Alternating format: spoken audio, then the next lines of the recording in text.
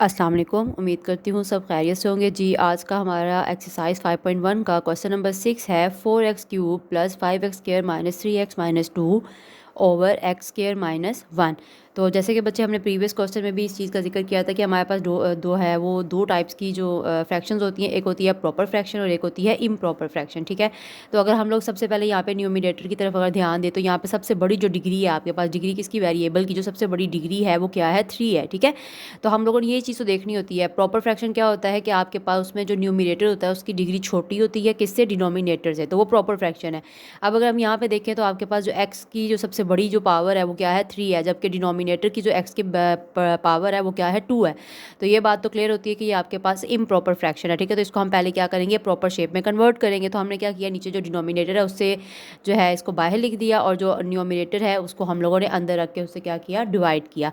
तो यहाँ पे हमने सबसे पहले इसको 4x से मल्टीप्लाई किया तो हमारे पास जो है वो कुछ इस तरीके से आंसर आया। उसके बाद हम लोगों ने फिर +5 से x² - 1 को मल्टीप्लाई करना है, तो आपके पास जो एंड पे रिमाइंडर है वो ये आता है। ठीक है, अब बच्चे यहाँ पे मेन जो है वो बच्चों को मसला बनता है कि हमने जो डिवाइड किया इसको लिखना किस तरीके से। एक चीज़ तो कंफर्म है, जो डिनोमिनेटर है वो पहले भी नीचे था तो बाद में भी नीचे ही आएगा, इसमें तो आपने टेंशन नहीं लेनी है। मेन मसला बनता है क्वोशंट में और रिमाइंडर में।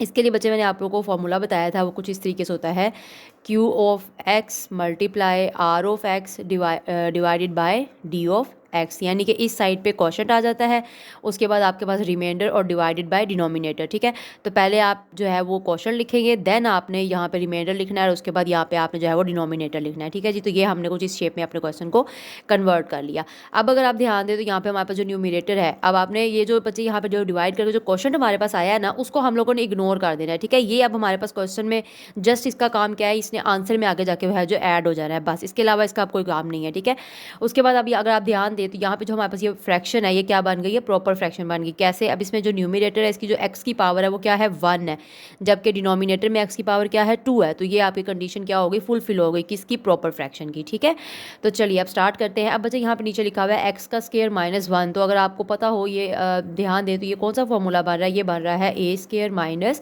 - b²। b जो है वो हम 1 को कंसीडर कर लेंगे, जबकि a जो है वो हमने x को कंसीडर किया, तो a² x का square minus minus as it is, और जो 1 है वो क्या हो गया, b का स्क्वायर। तो जब आप इसको फॉर्मूले पर इस पर फॉर्मूला अप्लाई करोगे तो ये कुछ बन जाता है जी a+b इंटू a-b। तो वही हमने फॉर्मूला जो है वो यहाँ पे खोल दिया, तो x+1 कर दिया और x-1 कर दिया। ये दोनों लीनियर फैक्टर है, तो दो वेरिएबल हमने लेट कर लिए। एक हमने a के नीचे ले लिया यानी a/x+1 कर दिया, और फिर हमने कर दिया b/x-1। इसको बच्चे हमने ए का नाम दे दिया। अब हमने क्या करना है, क्योंकि ये हमारे पास फ्रैक्शन शेप में क्वेश्चन है तो हमने इसको जो है पहले सिंप्लीफाई करके इसकी जो फ्रैक्शन है ना वो ख़त्म करनी है। ठीक है, तो बच्चे हमने क्या किया, नीचे जो डिनोमिनेटर है उसका हमने एलसीएम लिया, तो एलसीएम में हमारे पास क्या आ गया, x+1 और x-1। अब हमने इन दोनों जो आपके पास एलसीएम जो आंसर आया इनको हमने लेफ्ट हैंड साइड पर भी मल्टीप्लाई करना है और राइट हैंड साइड पर भी सबके साथ मल्टीप्लाई कर देना है। ठीक है, जब हमने लेफ्ट हैंड साइड पर मल्टीप्लाई किया तो ये पूरी अमाउंट इस पूरी अमाउंट से क्या हो गई, कैंसिल हो गई, तो पीछे क्या रह जाएगा, x+3। अब आपने बच्चे x+1 x-1 को a वाली अमाउंट के साथ भी करना है और b वाली से भी अलग-अलग करना है। जब a वाली से करेंगे तो x+1 से कैंसिल, तो यहाँ पे x-1 बच जाएगा, और b वाली से करोगे तो x-1 से कैंसिल होगा तो x+1 बच जाएगा। ठीक है, तो चलिए नेक्स्ट देखते हैं जी। अब देखें यहाँ पे क्या बच गया, x+3 is equal to a into x-1 plus b into x+1, और इसको हमने इक्वेशन 1 का नाम दे दिया। अब बच्चे हम क्या करेंगे, जो हमारे पास लीनियर फैक्टर्स आए थे वो हमने दोनों किसके इक्वल लेट कर लिए, 0 के इक्वल लेट कर लिए, क्योंकि यहाँ से हम लोग जो x के वैल्यूज़ आएंगी वो फिर हमने अपनी इक्वेशन 1 में पुट करने हैं ताकि हमारे पास किसके आंसर आ सके, a और b के आंसर आ सके। ठीक है, तो हमने x+1 को 0 के इक्वल पुट किया तो प्लस को वहाँ पे दूसरी साइड पर भेजा, तो ये आपके पास क्या बन गया, -1, और यहाँ पे -1 दूसरी साइड पर भेजा तो क्या बन गया, +1 बन गया। अब 1 बाय 1 दोनों वैल्यूज पुट कर दी इक्वेशन 1 में, तो यहाँ पे put x is equal to -1 in equation 1। अब जहाँ जहाँ बच्चे इक्वेशन 1 में x लिखा हुआ है आपने क्या करना है, सिंपल वहाँ पे -1 लिख देना है। ठीक है, तो ये हो गया -1 + 3 is equal to a into -1 plus b into -1 + 1। अब जो ये b वाली अमाउंट है ये आपके पास सेम है, 1 है ना, लेकिन ऑपोजिट साइन है, दोनों कट ओवर क्या हो गया, 0 हो गया, और ये -1 और -1 कितना हो जाता है जी, -2, हाँ -2 हो जाता है। तो ये 3 - 1 2 हो गया और ये -2 हो गया। और यहाँ से बच्चे हमने जब a का, क्योंकि हमें एक आंसर चाहिए है तो हमने a के साथ जो भी अमाउंट लिखी है उससे क्या कर देंगे, डिवाइड कर देंगे दोनों साइड पे। तो जब हमने -2 को 2 से डिवाइड किया, 2 से 2 कैंसिल हो गया और माइनस भी दूसरी साइड पे चला गया, तो आपके पास a क्या आ गया, -1। अब हमने बच्चे जो दूसरा हमारे पास था वो फैक्टर था, उसकी वैल्यू पुट करते हैं, तो वो हमारे पास है x इज़ इक्वल टू 1। किस में पुट करना है जी, इक्वेशन 1 में पुट करना है हमने। तो अब यहाँ पे हम लिखेंगे x की जगह आ जाएगा 1 और उसके बाद +3 एज इट इज़ आ जाएगा, is equal to a into 1 - 1 plus b into 1 + 1। अब ये 1 - 1 जो है वो कैंसिल हो गया, तो यहाँ पे 0 बच गया और b आपके पास 1 + 1 हो गया। तो ये आपके पास बन जाएगा 4 इज़ इक्वल टू 0 वाला कैंसिल ख़त्म हो जाएगा और ये 2b बन जाएगा। जी देखिए 4 इज़ इक्वल टू 2b और b आपके पास क्या आ गया, 2 आ गया। ठीक है, अब बस आपने a और b की वैल्यू जो है वो उठानी है और कहाँ पे पुट कर देनी है आपने, ये जो हमने इक्वेशन ये बनाई थी ना, इक्वेशन a, इसके अंदर आपने पुट कर देनी है और साथ में ये जो हमने डिवाइड करके हमारे पास जो क्वेश्चन आया था इसको भी आपने साथ लिखना है। ठीक है, तो चलिए आंसर लिख लेते हैं। तो ये साइड पे लेफ्ट साइड पे हम लोगों ने वही सेम जो हमारे पास कंडीशन थी वो लिख दी, 4x + 5 ये आपका क्वेश्चन आया था, प्लस x + 3 ओवर x + 1 और x - 1। तो अब ये आपने किस शेप में कन्वर्ट किया था, उसको पार्शियल फ्रैक्शन वाली शेप में कन्वर्ट किया था ना, यानी कि a और b ले लिया था इन फैक्टर्स को। तो बस a की जगह a की वैल्यू, b की जगह b की वैल्यू। तो 4x + 5 एज इट इज़ आ जाएगा, a की जगह -1 ओवर x + 1 आ जाएगा और b की जगह +2 ओवर x - 1। तो ये बच्चे आपका क्वेश्चन नंबर 6 का आंसर आ गया। चलिए नेक्स्ट देखते हैं जी। क्वेश्चन नंबर 7 है 3x का square -12x + 11 over x - 1 x - 2 x - 3। तो अब बच्चे अगर आप ध्यान दें तो आप यहाँ पे जो तीनों ये फैक्टर्स हैं, इसका तीनों का जब अगर हम x लेते हैं, ये एक x, ये और ये, इन तीनों की जो पावर है x की वो क्या है, 1 है ना। तो अगर आपके पास बेस सेम होती है, पावर्स क्या हो जाती है, ऐड हो जाती है। ये 3x है तो यहाँ पे पावर क्या हो गई, x की 3 हो गई। जबकि अगर आप न्यूमिनेटर में आप इसकी डिग्री की पावर देखिए, सबसे बड़ी क्या सॉरी जो डिग्री है वो क्या बन रही है, 2 बन रही है। दैट मीन्स ये आपके पास प्रॉपर फ्रैक्शन है। तो बस हमने इसको डायरेक्ट जो है वो स्टार्ट कर देना है। अब नीचे आपके पास जो है वो 3 लीनियर फैक्टर हैं, तो हमने 3 वेरिएबल ऐड कर लेने हैं। तो बस a over x - 1, b over x - 2 and c over x - 3, इसे इक्वेशन a का नाम दे देना है। तो चलिए अब क्या करेंगे, अब जो आपके पास डिनोमिनेटर में तमाम नंबर है इनका हम क्या ले लेंगे, एलसीएम ले लेंगे और अपनी अमाउंट को क्या कर देंगे, सिंप्लीफाई कर देंगे। ठीक है जी, तो यहाँ पे हमने लिख दिया multiplying x - 1 x - 2 x - 3 on both sides.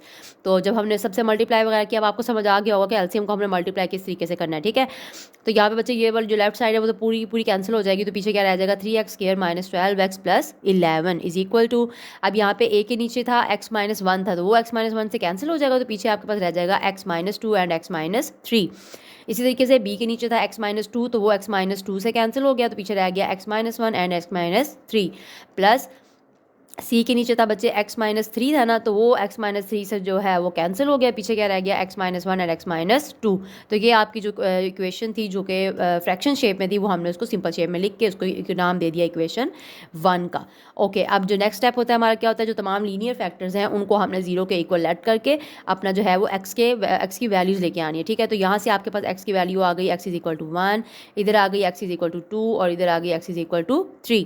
अब 1 बाय 1 पुटिंग करके इक्वेशन 1 में लगा देते हैं, तो पुट x = 1 इन इक्वेशन 1। तो जहाँ जहाँ बच्चे x लिखा हुआ है वहाँ वहाँ आपने 1 पुट करते जाना है। तो 3 × 1 होल का यहाँ पे स्केयर लगा देते हैं, वैसे 1 का स्केयर करें तो 1 नहीं आता है। ठीक है, -12 x की जगह 1 आ गया प्लस 11, तो ये साइड खत्म, is equal to a × 1 - 2 1 - 3 plus b × 1 - 1 × 1 - 3 हो गया एंड c = 1 - 1 और 1 - 2। अब यहाँ पे 1 - 1 था, ये c के साथ जो है वो प्लस का 1 और माइनस का 1 था, ये सीधा सीधा कैंसिल, तो 0 बच गया। तो ये तो पूरी लाइन जो है वो खत्म हो गई। ठीक है, 0 हो गई।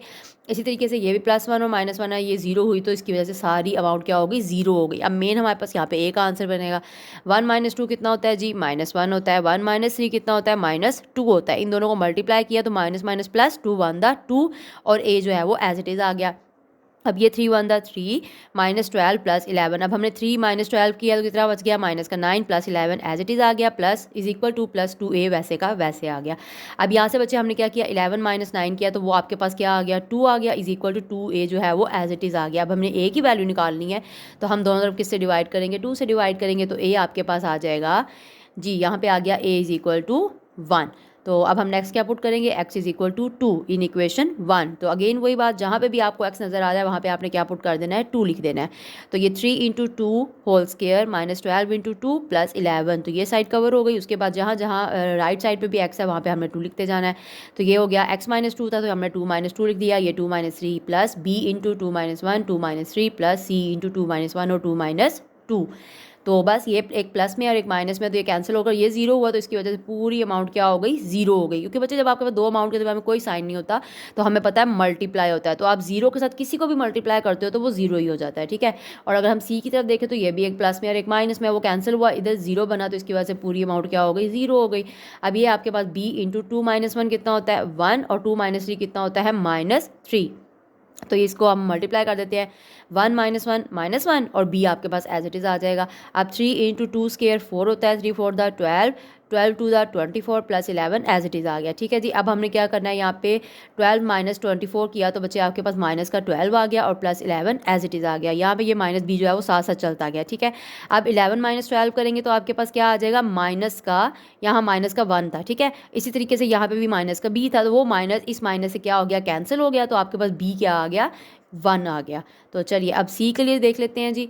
अब हमने क्या करना है, थर्ड जो हमारा वो जो फैक्टर था उसको हमने पुट किया था जीरो के इक्वल, तो वहाँ से क्या आया था, हमारे पास 3 बन गया था, ठीक है। तो वही इक्वेशन 1 में पुट कर देते हैं। तो 3 into 3 whole square minus 12 into 3 plus 11 is equal to a 3 minus 2 into 3 minus 3 plus b into 3 minus 1 3 minus 3 plus c into 3 minus 1 और 3 माइनस 2। अब यहाँ पे जो आपके पास लेफ्ट साइड है 3 एज इट इज़ आ गया, 3 का जो स्क्वायर होता है वो 9 के बराबर हो गया, minus 12 multiply by 3 36 plus 11 as it is आ गया। अब यहाँ से बच्चे आपके पास अगेन वही 3 माइनस 3 जीरो हुआ, तो पूरी अमाउंट जीरो। उसके बाद 3 माइनस 3 जीरो, तो पूरी अमाउंट जीरो। अब यहाँ पे सी की बार जो है वो 3 माइनस 3 वाला सी नहीं है, तो क्या होगा, 3 माइनस 1 2, 3 माइनस 2 1, ठीक है। तो इधर 2 1 द 2 और सी आपके पास ऐसे ही आ गया। अब 3 9 द 27 36 वैसे, ये सब कुछ वैसे ही आ गया, इसको आपने कैलकुलेट करना है। तो 27 minus 36 minus 9 plus 11 as it is आ गया, और 2c भी वैसे ही आ गया। अब 11 माइनस 9 कितना होता है जी, 2 होता है, और 2c वैसे ही आ गया। अब c की वैल्यू निकालनी है तो हमने क्या किया, 2 से दोनों तरफ डिवाइड कर दिया, तो c इज इक्वल टू 1 हमारे पास जो है वो आंसर आ गया। तो ये तीनों बच्चे वेरिएबल्स का हमारे पास क्या आ गया, आंसर आ गया। बस हमने इसको अपनी इक्वेशन ए में पुट कर देना है। तो जी हमारे पास इक्वेशन ए क्या बनती है, वही लेफ्ट साइड पे आपने सेम वैसे का वैसा क्वेश्चन लिख देना होता है। राइट साइड पे ए की जगह 1 आ गया, बी की जगह जो है पॉजिटिव 1 ओवर x माइनस 2 आ गया, और सी की जगह भी क्या आ गया, 1 ओवर x माइनस 3। तो ये बच्चे आपका तीनों जो वेरिएबल है उनका आंसर आ गया। उम्मीद करती हूँ आपको समझ आई होगी। ओके जी, थैंक यू, अल्लाह हाफिज़।